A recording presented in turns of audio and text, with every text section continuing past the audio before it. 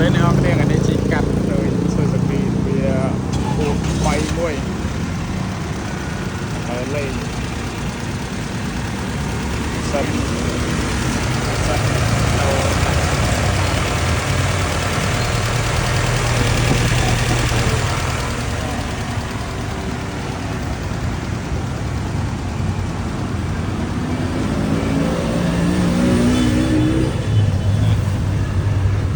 អ្នកចាប់អារម្មណ៍ឡើងពោះ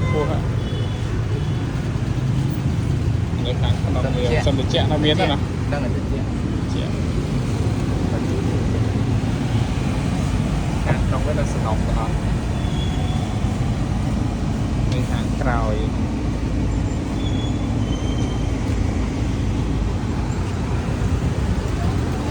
ចង់ហើយ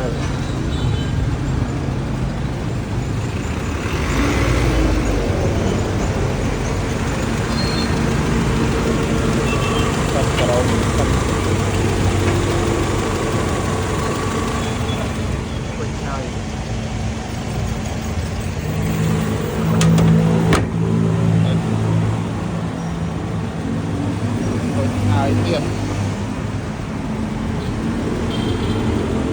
ហើយភាសាគ្រប់បនផ្លូវជាតិ